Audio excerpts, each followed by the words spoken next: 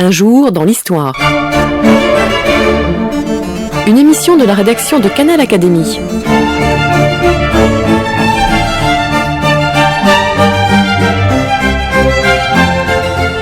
On retrouve Christophe Dickès.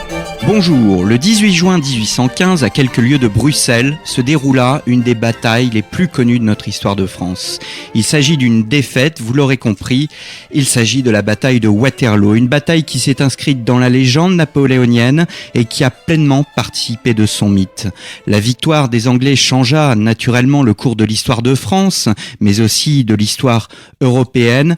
Qui furent les acteurs de cette grande bataille? Quelle en fut sa réalité, ses réalités militaires et politiques? Enfin, quelle image peut-on retenir de ces 300 hommes qui luttèrent sur la morne plaine, selon le vers de Victor Hugo? Eh bien, pour répondre à toutes ces questions, je reçois Jean-Claude Dammam. Jean-Claude Dammam, bonjour. Bonjour.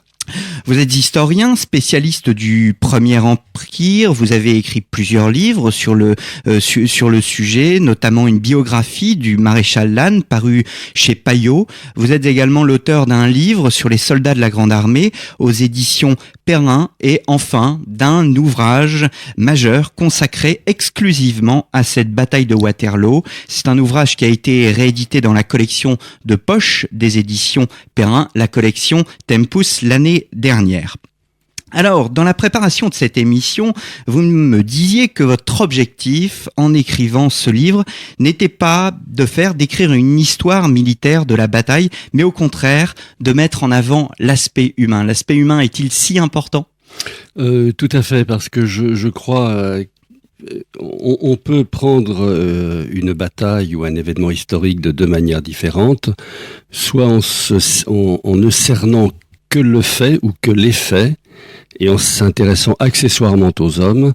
Et l'autre démarche qui est la mienne, que je privilégie et que je préfère, parce que je veux dire, l'humain, comme on dit, enfin l'humain entre guillemets, me paraît dans le contexte d'une guerre extrêmement important. Donc l'autre, c'est de parler, l'autre option, c'est de parler des hommes à l'intérieur d'un événement, parce que je crois que particulièrement une bataille est un événement qui doit, je vais utiliser une expression un peu vulgaire et je vous prie de me le pardonner, c'est quelque chose, le récit d'une bataille doit vous prendre aux tripes, et on ne vous prend pas aux tripes en vous donnant des états d'effectifs, des nombres de canons, des nombres de boutons, etc., mais en vous parlant des hommes, comment ils vivent, comment ils se battent, comment ils souffrent et comment ils meurent et éventuellement comment on les soigne.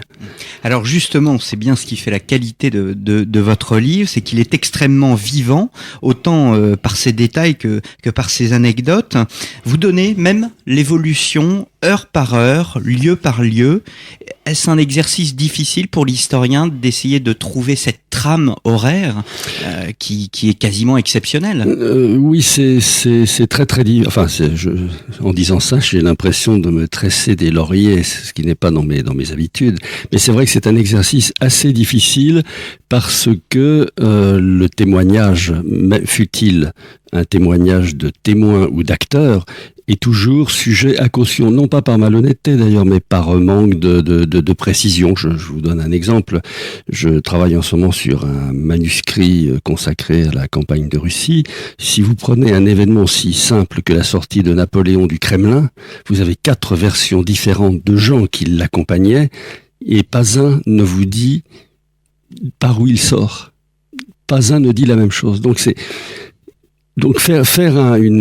essayer de faire un découpage horaire, c'est extrêmement difficile parce que vous heurtez toujours à des témoignages un peu contradictoires. Et c'est pour ça que dans certains cas, enfin plutôt en remarque liminaire, j'ai bien précisé que les heures ne doivent être tenues que pour des repères un peu symboliques. Mais enfin, ils sont aussi précis qu'il est possible de les donner. Alors, il convient de replacer le contexte politique du moment. Toute l'Europe, à l'époque, nous sommes en 1815, est réunie à Vienne, en congrès, et apprend le retour de Napoléon, que toute l'Europe, en tous les cas, tous les chefs d'État détestaient et pensaient avoir exclu de la scène politique. il y a deux choses qu'on ne peut pas oublier lorsque l'on évoque la bataille de Waterloo.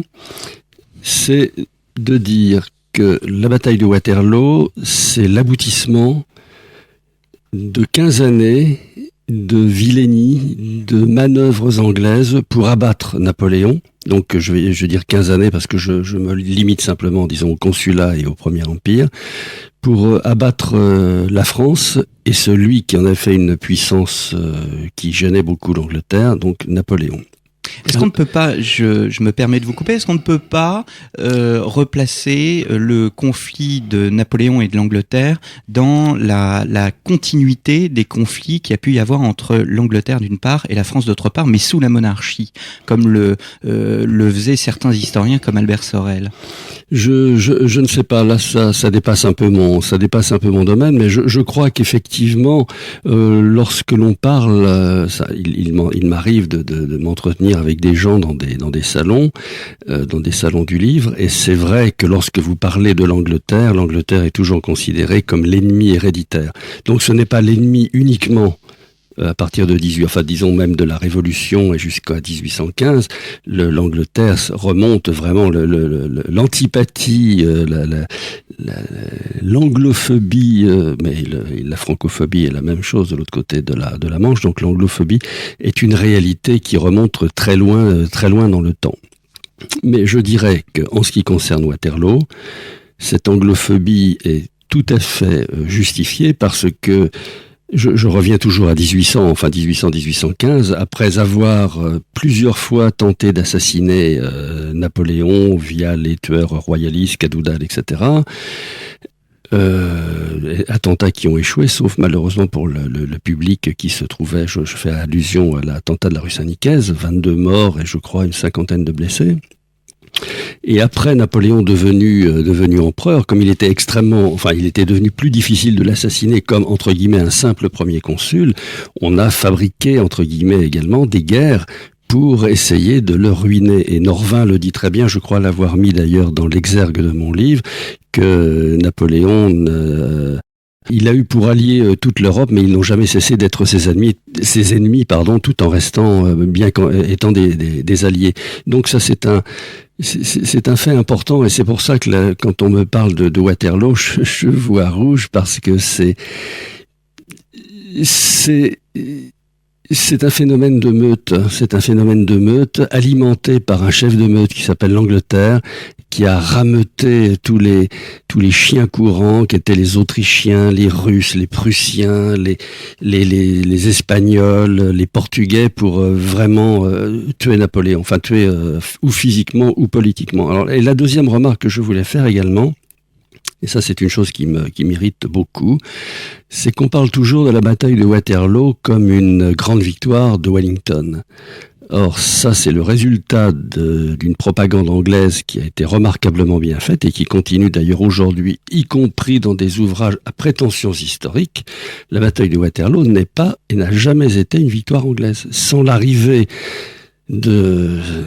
cet abominable Blücher, Wellington était perdu, et ce n'est pas moi, admirateur de Napoléon, qui le dis, ce sont ses officiers d'état-major qui étaient autour de lui et qui disaient la situation est finie, et lui-même, c'est un lieu commun, mais on est bien obligé de temps en temps d'avoir recours au lieu commun. Lui-même avait dit, mon Dieu, je ne sais pas s'il avait imploré Dieu d'ailleurs, envoyez-moi la nuit où il faut que la nuit où les Prussiens arrivent. Donc il était mort, c'était fini.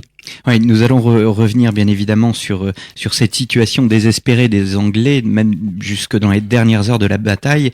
Vous le montrez très clairement dans votre livre. Mais si vous me permettez, si on pouvait dire quelques mots sur les 100 jours. Vous citez Talleyrand qui apprend le retour de Napoléon à Vienne. Talleyrand dit: cet homme est organiquement fou. Est-ce qu'on peut dire qu'il existe un décalage entre l'accueil terrifié de Vienne et d'autre part la perception des Français qui, tout au long du parcours de Napoléon jusqu'à Paris, visiblement fait un accueil triomphal au retour de l'empereur? Sauf dans le Midi, parce parce que les provinces, les régions méridionales étaient très travaillées par les royalistes, donc Napoléon, c'est pour ça qu'il ne s'est guère attardé dans les départements du sud, enfin après son débarquement à Golfe-Jean, et il a été véritablement, c'est à Grenoble qu'il s'est vraiment senti redevenu un chef d'État, enfin un chef d'État accepté par le pays.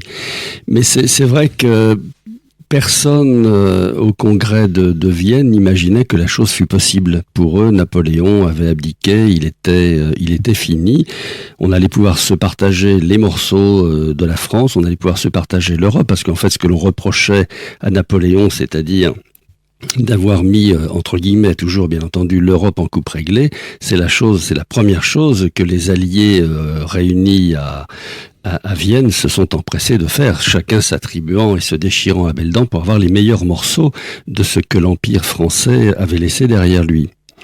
Donc effectivement, pour eux, il y a quelqu'un qui a dit, je crois que c'est une aristocrate qui a laissé des souvenirs qui sont très très jolis, qui s'appelle Madame la baronne du Montet, a dit que la nouvelle avait littéralement jeté Metternich au pied de son lit. Alors je ne sais pas si c'est une image un peu comme on les utiliserait dans un journal, dans un vocabulaire, un jargon journalistique, mais c'est vrai que le choc a dû être terrible.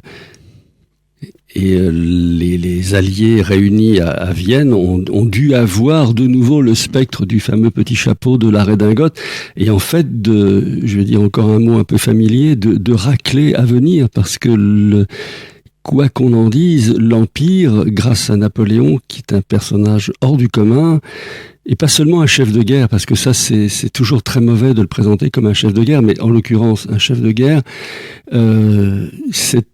les gens savaient très bien que Napoléon, revenu au pouvoir, il allait pouvoir relever de nouveau des troupes, que le pays lui était très favorable. D'ailleurs, l'afflux entre guillemets, vraiment de volontaires qui sont arrivés pour servir dans celle qui n'était plus la Grande Armée, mais l'armée du Nord, a été tout à fait exceptionnel. C'est-à-dire que on n'a pas levé la classe 1816, si ma mémoire est bonne, et sans aucune coercition.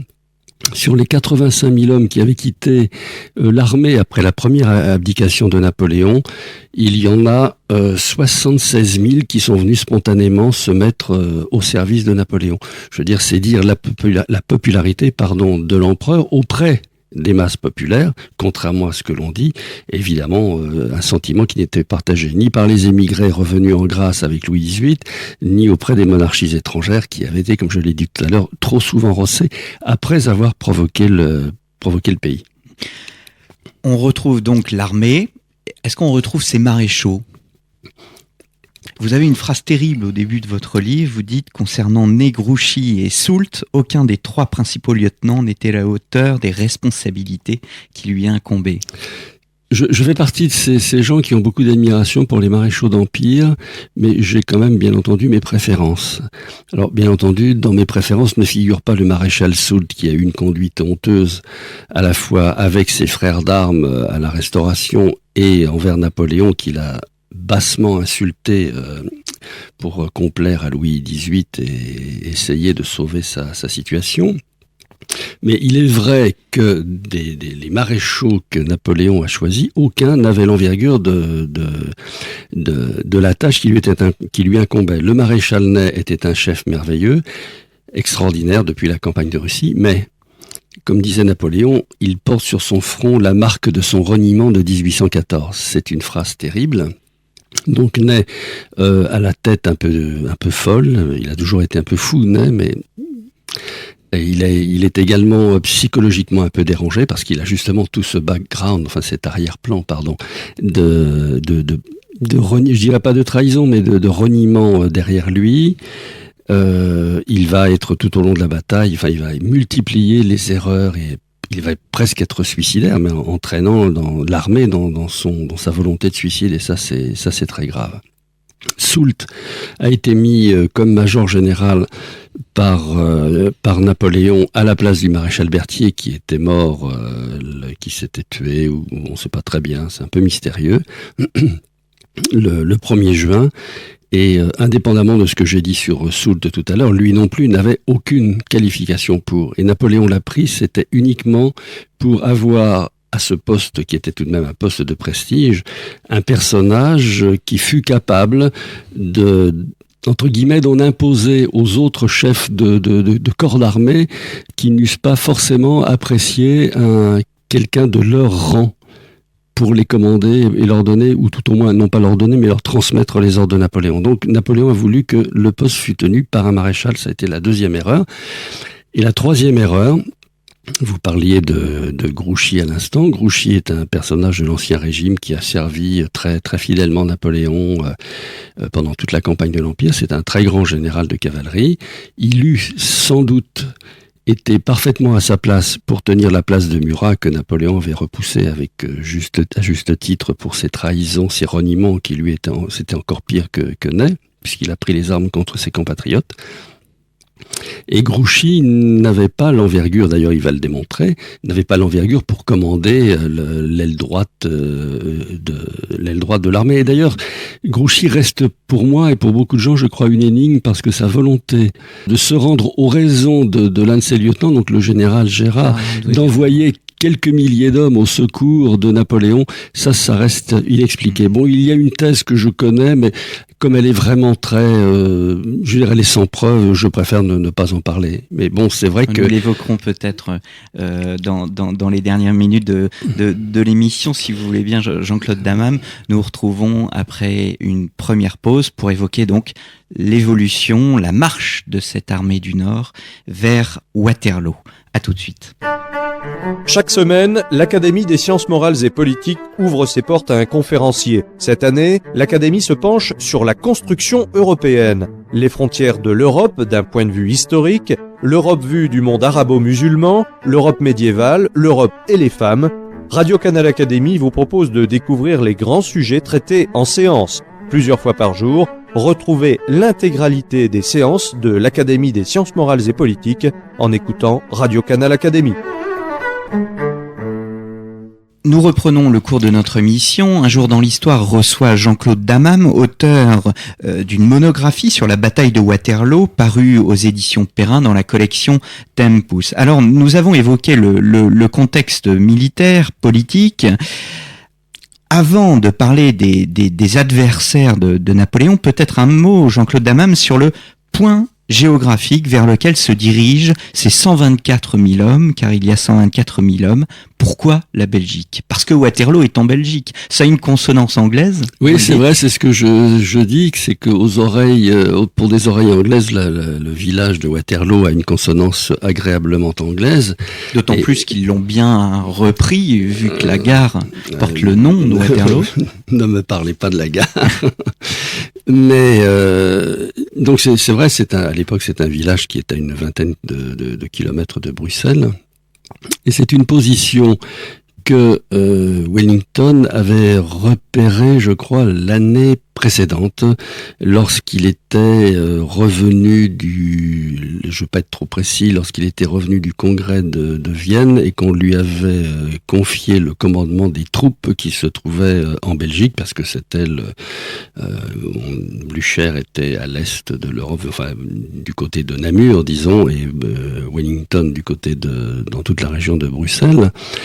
Et en passant, il avait remarqué que cette position de Waterloo, par sa configuration vallonnée, parce que bien entendu tout le monde connaît la morne plaine de Victor Hugo, mais en fait à l'époque Waterloo n'était pas la morne plaine d'aujourd'hui.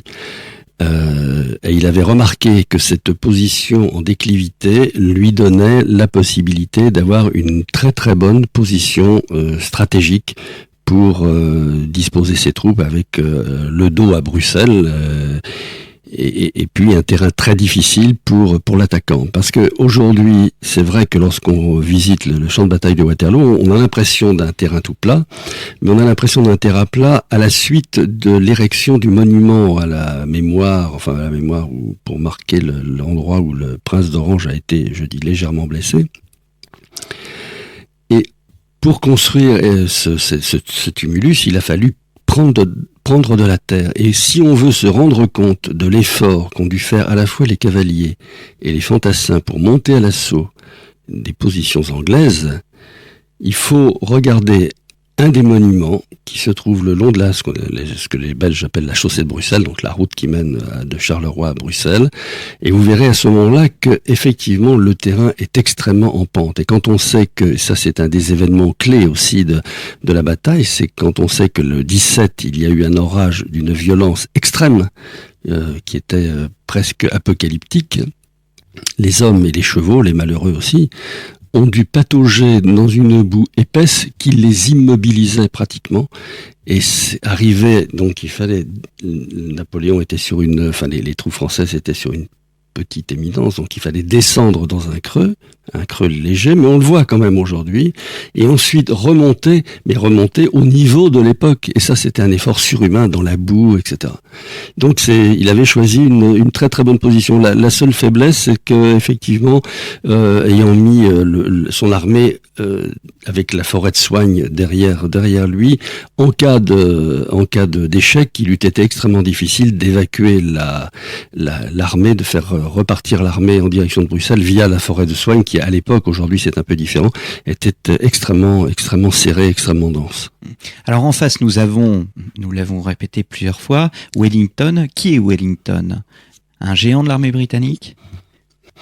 Je dirais que ce n'est pas parce que on a fait de lui, je dis bien, on a fait de lui le vainqueur de Napoléon à Waterloo, que c'est un grand chef de guerre. C'est un bon professionnel, sans grande imagination, sans génie, mais à aucun moment on ne devrait le comparer à Napoléon, à côté de qui, il n'est rien. Alors il y a aussi Blücher, le Prussien, et on sent à vous lire qu'il ne peut pas renier ses origines. Ça, c'est... Wellington, je n'aime pas.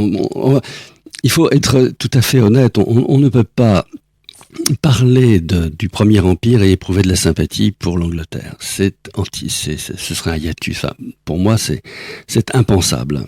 Mais cela dit, je reconnais, je ne sais pas si vous y avez été sensible, le courage des soldats anglais, des officiers, etc. Moi, je hais. Ça, vous montrez clairement dans votre livre toute cette part de courage qui existe, bien évidemment, chez les soldats. Il y a notamment ce Mercer.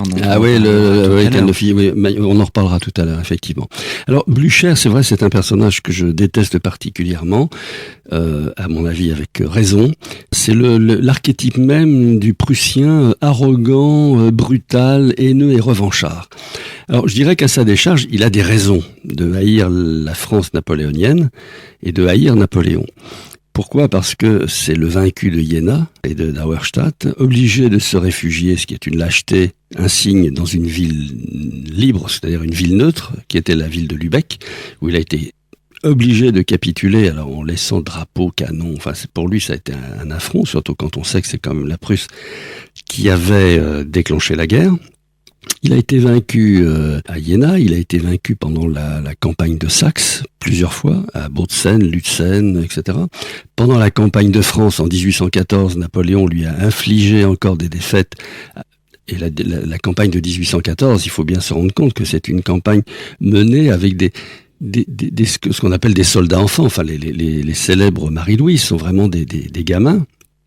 Et Napoléon a infligé à Blücher et à ses Prussiens prétentieux des raclées, je peux pas appeler ça autrement, à Brienne. En plus, c'était symbolique, l'école de Brienne, à Vauchamp, à Montmirail.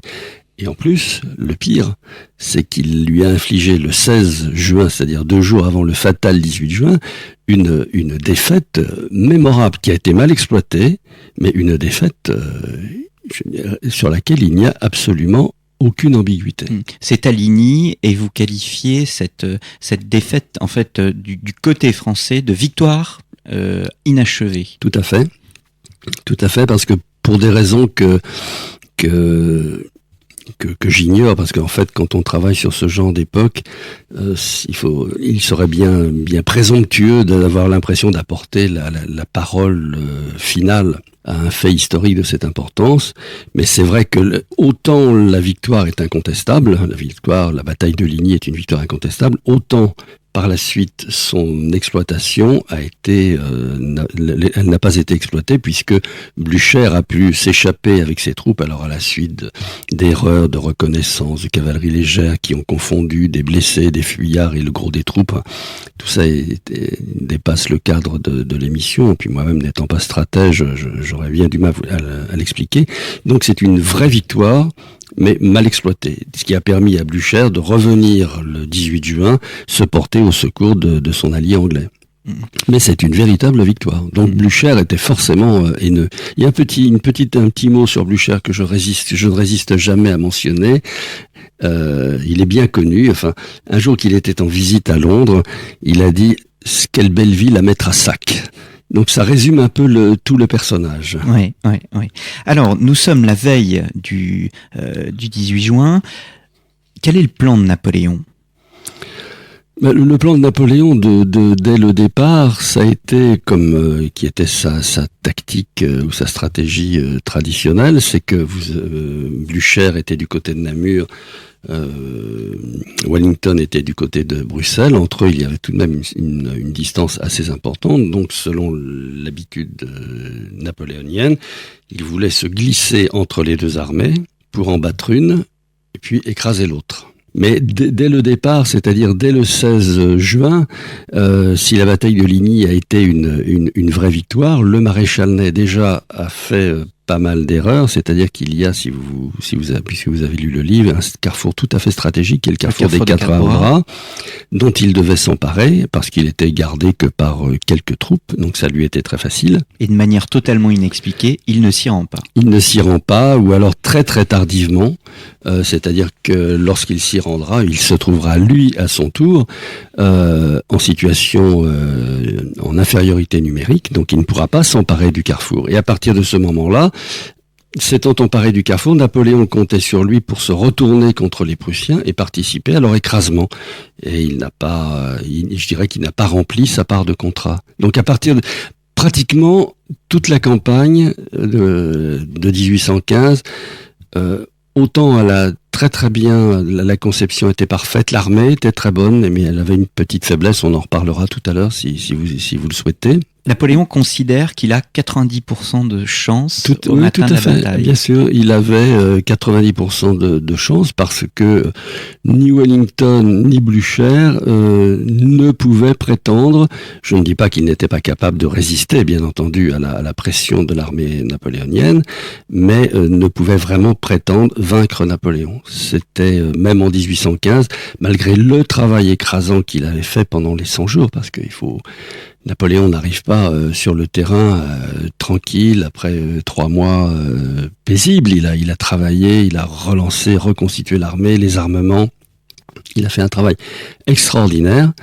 Et donc c'était déjà un homme fatigué, mais intellectuellement, il était et stratégiquement, enfin l'homme de guerre était aussi bon que d'habitude. Mais je dis bien quand même Napoléon dit un grand désastre désigne toujours un grand coupable. Donc le grand désastre étant pour moi l'attribution de ces postes clés à des gens qui n'étaient pas aptes. On peut dire que d'une certaine manière, je dis bien d'une certaine manière, Napoléon est un peu responsable de sa défaite du 18 juin. Je reçois Jean-Claude Dammam, auteur d'une monographie intitulée La bataille de Waterloo, parue aux éditions Perrin l'an dernier, dans la collection de poche, la collection Tempus. Nous nous retrouvons dans quelques minutes.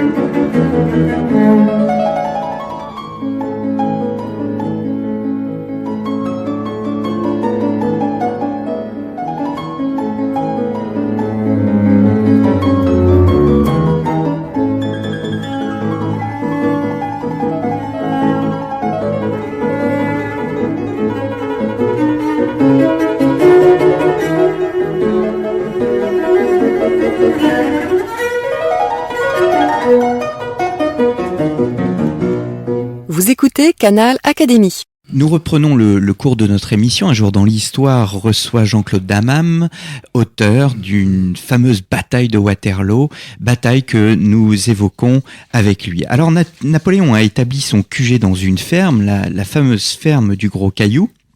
Et le lendemain, donc le 18 juin au matin, on peut dire assez étrangement, il s'adresse à un local pour obtenir un maximum d'informations sur les lieux. Ah oui, c'est l'anecdote de Monsieur de Coster, qui était un Flamand émigré ou perdu en territoire francophone, comme on dit en Belgique aujourd'hui. Et ça, c'est assez révélateur d'une situation dont nous ne sommes plus du tout conscients aujourd'hui. C'est qu'à l'époque, d'abord, quand il faisait nuit, c'était une nuit noire. Aujourd'hui, on ne sait plus ce que c'est qu'une nuit noire. Et quand on était dans un pays, fût-il aussi proche que l'est la Belgique, il n'y avait absolument pas de repères géographiques. C'est-à-dire qu'on pouvait être à 25 km de Bruxelles sans savoir où était Bruxelles. Donc il avait absolument besoin d'un guide. Malheureusement, il est mal tombé, parce que le personnage ne s'exprimait pas très bien en français, même pas du tout. Il a retenu simplement que Napoléon allait le récompenser pour l'aide qu'il voudrait bien lui apporter. Mais je dirais que l'anecdote de Coster, enfin l'aide que de Coster a apportée, à mon avis, est tout à fait illusoire, mais elle est révélatrice, c'est qu'en fait, on se trouve dans un endroit et on ne sait pas où on est. Et quand on dit « Ah oui, mais tel aide de camp n'a pas supporté un ordre », bien sûr, mais où aller ? Pour aller de Bruxelles à Namur, à l'époque, comment voulez-vous ?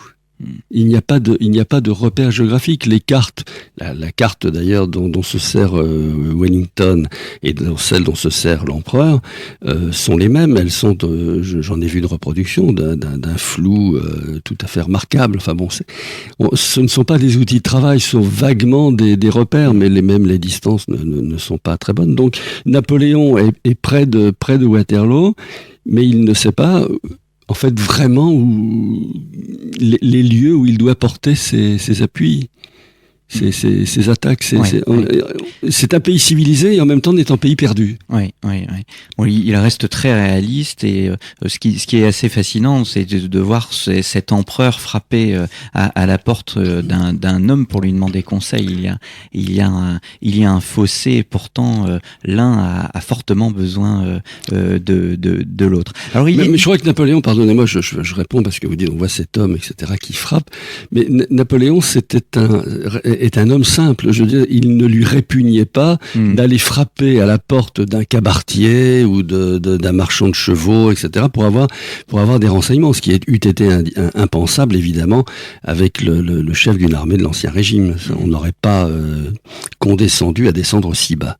Alors, il est difficile, venons-en à la bataille, il est difficile à la radio de donner une image, vous en avez un peu parlé tout à l'heure, et pouvez-vous nous décrire le lieu de l'affrontement, ou plutôt la position des armées sur ce champ de bataille, ce fameux Mont Saint-Jean, le sud de Waterloo ? Ce qui est très frappant déjà, c'est de voir qu'il y a, lorsqu'on va aujourd'hui à Waterloo, les guides vous emmènent sur la position occupée par l'empereur, donc par Napoléon, son poste de commandement, et on vous montre l'endroit où se trouvait le fameux orme de Wellington qui a été débité par un touriste anglais et revendu à grands frais. Et ce qui est extraordinaire, c'est qu'à la lunette, les deux hommes pouvaient se voir. C'est un champ de bataille extrêmement exigu, ça fait 4, comme on disait à l'époque, 4 lieues carrées, c'est-à-dire, je suppose, à peu près 25 ou 30 kilomètres carrés, dans lesquels sont renfermés 140 000 hommes. C'est un peu comme un explosif qui est confiné dans un tout petit espace. La conflagration est d'une brutalité extrême. Et ce qui, à mon avis, rend la bataille de Waterloo aussi prenante et aussi et en même temps aussi triste et aussi atroce, c'est que ce sont 140 000 hommes qui se sont écharpés dans un espace extrêmement restreint. Vous vous rendez compte, 140 000 hommes, c'est énorme. Et cet espace confiné ressort parfaitement de votre livre. On sent cet emmêlement des hommes, des chevaux. Ah oui, ils sont vraiment les uns sur les autres. Je dis même pas vraiment un galop, parce que compte tenu de la nature du terrain détrempé par l'orage du 17 dont j'ai parlé tout à l'heure, le galop c'est romantique, mais c'est dans le cas de Waterloo totalement illusoire, sauf sur la chaussée de Bruxelles, sur la route principale. Les hommes sont vraiment les yeux dans les yeux en fait. Oui, et ça donne une portée. Vous me parliez tout à l'heure de l'élément humain, ça donne une portée humaine à la chose, enfin à cette bataille de Waterloo qui est tout à fait phénoménale. Mais moi, ce qui m'a frappé, quelqu'un qui avait lu mon livre l'avait écrit dans une critique, il avait écrit: on sort abasourdi par la violence des combats. Et je n'ai pas voulu dissimuler sans donner des détails scabreux ou trop sanglants, mais c'est une bataille d'une férocité extrême. On avait l'impression, je vais prendre une analogie politique, on avait l'impression que pour tout le monde, c'était la lutte finale en fait. Il fallait absolument que Napoléon fût terrassé à Waterloo. Alors ce combat, commence à quelle heure ? Alors, je reviens un instant sur mon orage du 17, parce que Napoléon avait envisagé, si l'on se réfère aux sources de l'époque bien entendu, avait envisagé de commencer sa bataille de bonne heure, c'est-à-dire aux alentours de 9h, puisqu'on était au mois de juin, les jours sont longs, ce qui lui donnait une grande latitude pour mener son opération de la journée. Mais, compte tenu de l'état détrempé du sol, il a attendu jusqu'à 11h, de façon à ce que le sol sèche un peu pour pouvoir faire manœuvrer son artillerie. Alors c'est vrai que l'artillerie à l'époque, les pièces de 12 dont il est question, sont des pièces qui exigent 25 servants pour les manipuler, pour les servir, comme on dit en artillerie. Donc ce sont des pièces extrêmement lourdes. Il fallait, je ne sais plus combien de chevaux, j'ai dû le dire dans une note. Donc ces pièces ne pouvaient pas manœuvrer dans un terrain dans lequel elles se fussent enfoncées jusqu'au moyeu. Donc il a différé jusqu'à ce que le terrain fût à son impression relativement praticable, ce qui l'a emmené à 11h30. Alors il y a des querelles entre 11h30 et 11h35, mais moi je n'entre pas dans ce genre de choses, disons 11h30. Mais c'était quand même déjà 2h30 de jour de perdu, et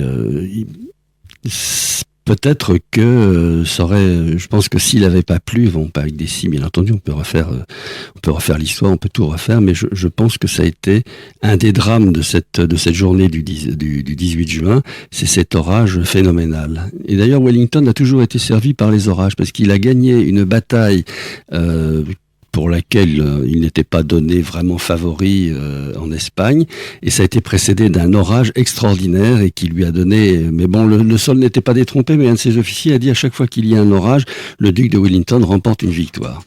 Enfin, je dirais que là, c'est pas le duc de Wellington, c'est Blücher. Alors, après les tirs d'artillerie qui durent un peu moins de 2 heures, vient le premier choc des fantassins, et c'est la première grande épopée que vous racontez au lieu dit de Hougoumont. C'est bien cela. Hougoumont, oui. Ce sont les forces de Jérôme Bonaparte qui sont engagées, et comme né pour les 4 bras, Jérôme n'obéit pas aux ordres de son frère. Alors, la ferme de Hougoumont, et c'est un lieu tout à fait magique qu'on visite aujourd'hui, parce que la ferme existe encore. Les guerres de l'époque ne détruisaient pas tout, et c'est un lieu particulièrement émouvant quand on sait ce qui s'y est passé. La ferme d'Hougoumont représentait l'extrême droite du dispositif anglais. Et c'était pour Wellington, il importait que la place fût tenue. Il y avait mis des troupes d'élite, des Foot Guards, qui étaient vraiment l'élite de l'armée anglaise. La mission de Jérôme, qui ne commandait pas, qui avait une division et qui était sous les ordres du général Reille, avait reçu comme instruction, mais ça aussi c'est très contesté, alors on est toujours obligé presque de parler au conditionnel, mais si l'on s'en tient à la thèse généralement admise, Jérôme avait reçu simplement pour instruction de son frère de faire ce qu'on appelle une démonstration, c'est-à-dire de faire du bruit, pour attirer l'attention de Wellington, qui, étant très attaché à la possession de son extrême droite, de cette pointe avancée, aurait dégarni sa position, ce qui lui permet à Napoléon de pouvoir fondre dessus dans de meilleures conditions.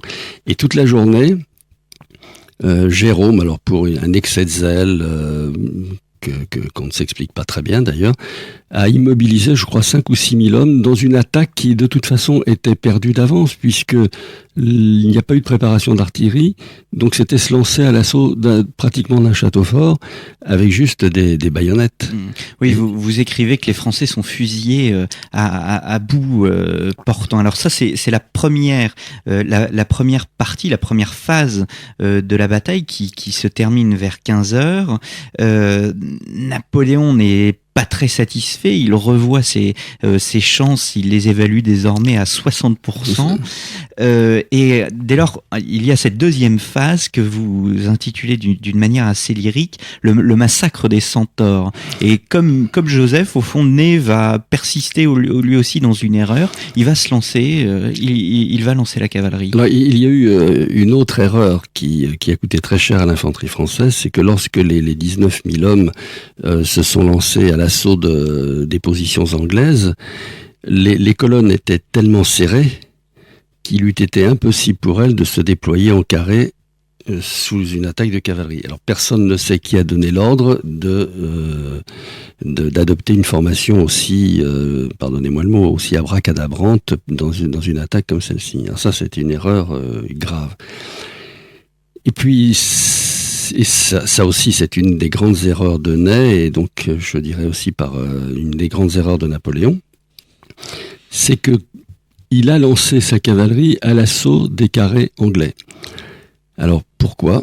Peut-être, il l'a fait plusieurs fois d'ailleurs, parce qu'à un moment, je crois qu'il a confondu dans sa longue vue une évacuation de blessés et éventuellement des fuyards, parce qu'il y avait des fuyards aussi bien chez nous que chez ceux d'en face. Hein. Il a confondu ça avec une retraite ou une amorce de retraite, et il s'est dit je vais achever cette retraite en déroute, et en fait pas du tout. Donc il a lancé ses cavaliers contre des carrés anglais, et les carrés anglais ont toujours eu la réputation de ne pas pouvoir être brisés par un assaut de cavalerie. Mais je crois que c'est pas forcément les carrés anglais, c'est la formation tactique qui fait qu'on ne peut pas, avec des chevaux, des sabres, etc., attaquer un carré. Mais il y est revenu avec une sorte d'aveuglement, une sorte de rage, mais qui à la fin de la journée allait peut-être se révéler payante, puisque je l'ai dit, les carrés anglais étaient vraiment émincés, arrondis. Certains n'avaient même plus de face, il n'était plus que sur 2 rangs, mais il a fait véritablement, et sans demander l'avis de Napoléon, qui après a bien été obligé de soutenir ce mouvement parce qu'il se rendait bien compte que c'était un mouvement de folie, mais bon, la folie étant commencée, il fallait la pousser à son paroxysme pour éventuellement la faire déboucher sur quelque chose de positif. Et on peut dire que Ney a vraiment, à ce moment-là, perdu la bataille de Waterloo, parce qu'il a saigné la cavalerie. Je veux dire, toute l'élite de la cavalerie, qui était une merveille, même Wellington le reconnaissait, a été massacré à bout portant à la fois par l'artillerie anglaise, servie entre autres par le capitaine Mercer, dont vous parliez tout à l'heure. Et jamais cette cavalerie qui attaquait n'a jamais été soutenue par des colonnes d'infanterie. C'est-à-dire que lorsqu'elle arrivait à disloquer un peu un carré, il eût fallu que l'infanterie arriva juste immédiatement derrière pour augmenter cette brèche qui venait d'être ouverte. Or, un cavalier ne peut ébranler un carré, mais il ne peut pas y faire brèche. Donc l'infanterie était derrière, on ne sait pas. Il oubliait toujours qu'il avait de l'infanterie. Pourtant, vous décrivez un Wellington qui est angoissé par cette situation, et il croit que la situation, au fond, est désespérée. Mais il est exact que s'il est vrai que les actions du maréchal Ney confinent au suicide, à une action suicidaire. D'ailleurs, un officier anglais a parlé à propos des attaques de Ney. Il a dit c'est un meurtre d'envoyer de la cavalerie dans des conditions aussi aussi détestable.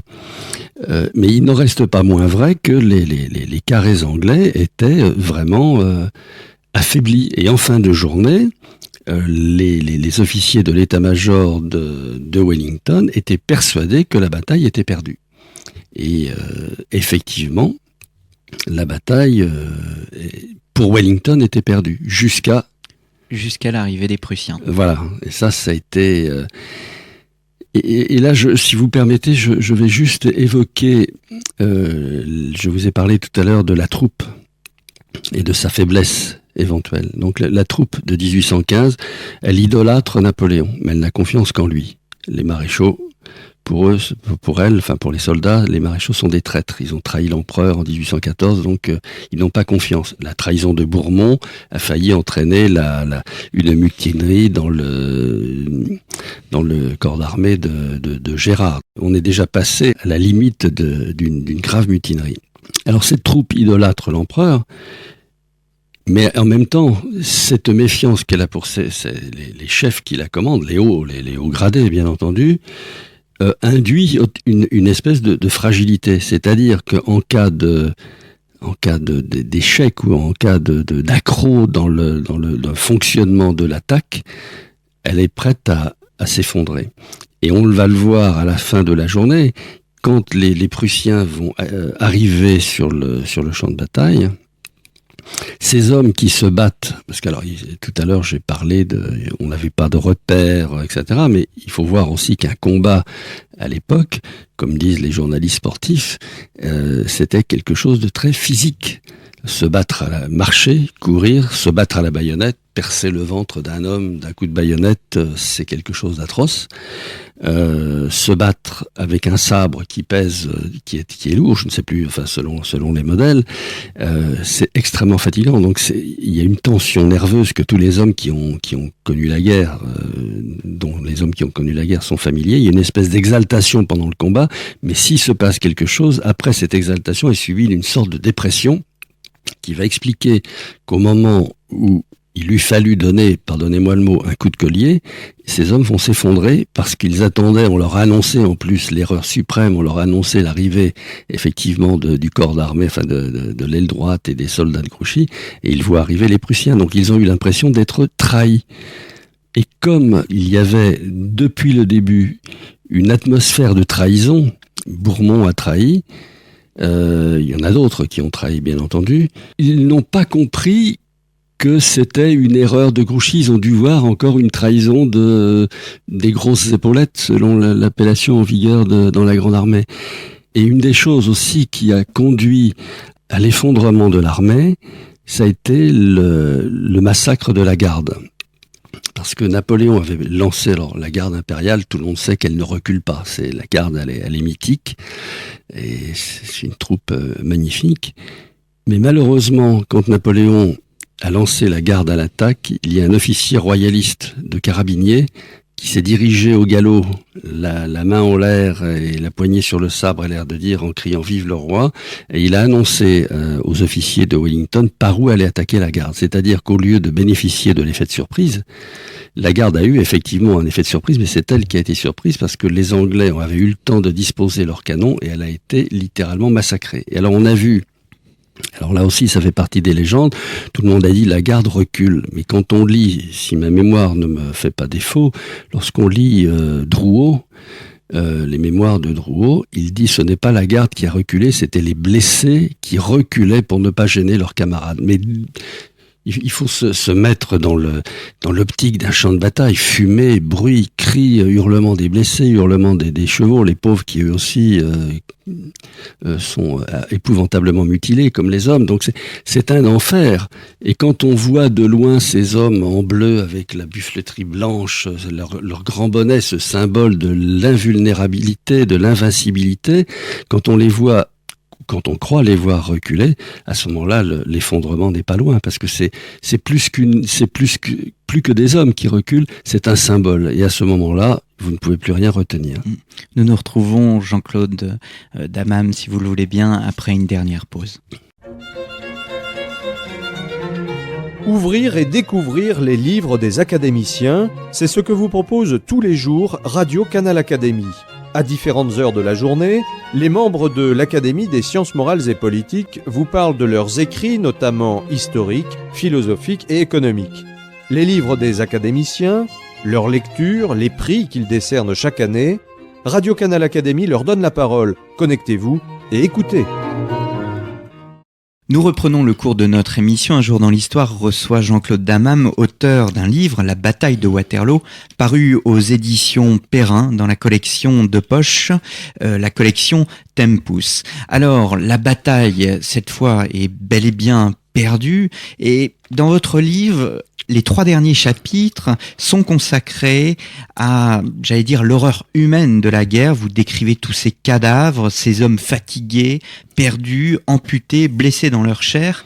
C'est peut-être l'aspect le plus humain, ou l'aspect le plus humain qui ressort de votre livre, la guerre vue, vécue par ces soldats. Et dans la tentative de soigner les plaies, les Belges ont un rôle primordial. Et vous lancez un cri, vous dites honneur à la Belgique. Oui, tout à fait. J'ai découvert le rôle des Belges, alors qu'ils soient de Bruxelles, d'Anvers, de Gand, de partout. Je parle des couches moyennes. Je parle pas, bien entendu, de ce qu'on appelle vulgairement un peu les profiteurs qui, eux, penchent toujours en faveur du régime fort, mais la population belge. J'ai découvert qu'elle a été absolument admirable. Et quand j'ai découvert ça, j'ai absolument voulu leur consacrer à ces gens un chapitre qui s'intitule, comme vous venez de le faire remarquer, Honneur à la Belgique. Et ça me permet de faire, si vous le permettez, une petite parenthèse, parce que on présente toujours l'armée napoléonienne, la grande armée, pour reprendre son appellation mythique, on la présente toujours comme une armée de tueurs, de brutes, de sadiques. Je passe sur des épithètes encore plus malsonnantes. Et je me dis que si les Français s'étaient conduits si mal que ça en Belgique, pensez-vous réellement que les Belges les eussent secourus comme ils l'ont fait ? En revanche, les Prussiens qui, en 1814, ont fait, du côté de Namur, des exactions sans fin, des viols, des pillages, des meurtres, etc., à tel point que les habitants de la région de Namur allaient en secteur anglais où il n'y avait, il faut le reconnaître ceci, quand même pas de problème. Les Prussiens, les Belges les laissaient, comme je le dis, crever sur place parce qu'ils ne pouvaient pas oublier toutes les exactions faites. Et là, il y a un livre extraordinaire d'un général belge qui s'appelle le général, je le cite parce que c'est un livre que je considère comme magistral, qui s'appelle le général Hector Jean Couvreur, qui relate toutes les exactions des troupes d'occupation alliées à l'époque et principalement des Prussiens. C'est quelque chose hallucinant.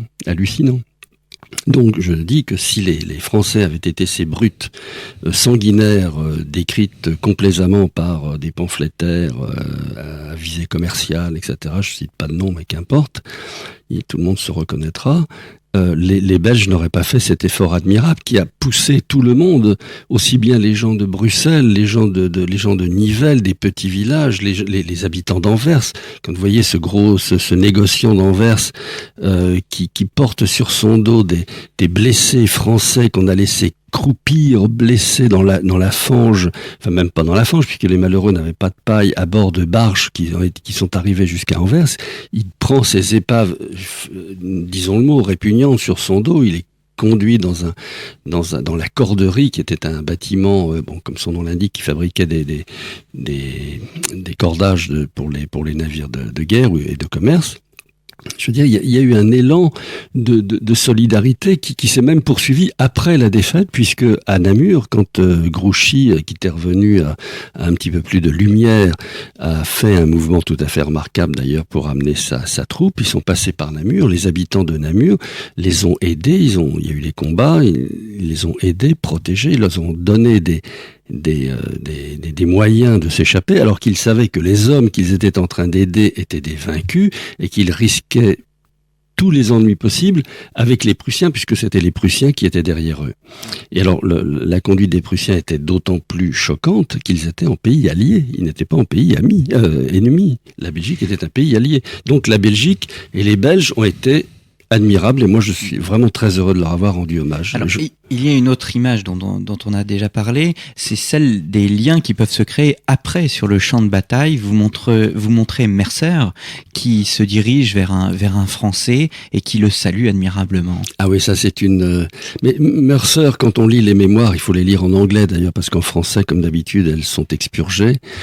C'est un personnage, donc c'est un officier de la Royal Horse Artillery, l'artillerie à cheval britannique. C'est un personnage hors du commun, c'est un personnage humain, élégant, enfin je dirais moralement élégant. Vous savez, quand il voit arriver, il a fait des descriptions de ses charges de cavalerie, on sent que l'idée de faire tirer à mitraille, parce que la mitraille c'est ce qu'il y avait de pire, c'est ce qui mutilait, le boulet, il arrachait presque correctement, si vous me permettez une image aussi choquante. La mitraille mutilait horriblement, et l'idée de voir arriver ces hommes extraordinaires, calmes, décidés, il en est triste, et Mercer est un personnage, moi j'ai beaucoup de respect pour lui, et à la fin, c'est vrai qu'à la fin de la bataille, il voit un petit groupe de soldats réunis autour d'une sorte de vétéran, puisque c'est un vétéran des lanciers, des lanciers de la garde, des lanciers rouges de la garde, qui est très gravement mutilé, et quand il voit arriver un Anglais, il dit à ses hommes de se bien contenir pour ne pas donner une mauvaise image du soldat français, fût-il vaincu. Et Mercer dit que son comportement était celui d'un Romain, et il ne peut pas s'empêcher de l'admirer. Il demande sa lance. Il lui demande sa lance, et effectivement, je ne l'ai pas mis, et je le regrette dans le livre. Tous les ans, au 18 juin, il sortait la lance de cet homme, et il avait une petite cérémonie du souvenir. Oui. Parce que après le combat, et c'est ça qui est remarquable à l'époque, quel que soit, sauf bien entendu les guerres civiles comme ont été la guerre d'Espagne et au Portugal, à l'époque les soldats se combattent, mais il n'y a pas de haine. Bon, le sort politique fait qu'ils se combattent, mais une fois que le combat est terminé, on redevient des frères d'armes. Et vous avez plein d'exemples d'anglais, même d'un blessé anglais parce que bien entendu les blessés français, eux, restaient, pardonnez-moi le mot, à crever sur le champ de bataille, puisqu'il n'y avait plus de service de santé pour s'occuper d'eux. Et il y a un blessé anglais qui refuse de quitter ses compagnons d'infortune, qui sont des Français, qui dit non, je ne partirai pas si l'on n'emmène pas, mais pas mes amis, mais mes compagnons d'infortune. Et j'en profite d'ailleurs pour citer toujours une phrase de Napoléon que je trouve très belle et qui résume très très bien l'homme, et qu'il dit: après la bataille, il n'y a plus d'ennemis, il n'y a plus que des hommes. Et ça, je trouve tout à fait admirable, et ça en dit très long sur le personnage. Eh bien, nous allons nous quitter sur cette phrase. Nous aurions pu évoquer bien d'autres choses, notamment le départ de Napoléon pour l'Angleterre, départ terrible. Vous montrez aussi un Napoléon pleurant après la bataille. Malheureusement, le temps nous fait défaut. Jean-Claude Dammam, je vous remercie. Je rappelle à nos auditeurs que vous êtes l'auteur de plusieurs ouvrages sur le Premier Empire, une biographie du maréchal Lannes paru chez Payot, et ainsi qu'un livre auquel je renvoie tous nos auditeurs, La bataille de Waterloo, dans la collection de poche des éditions Perrin, la collection Tempus. Je donne rendez-vous à tout le monde à la semaine prochaine. Et au revoir. Merci de m'avoir accueilli chez vous. Je vous en prie, au revoir.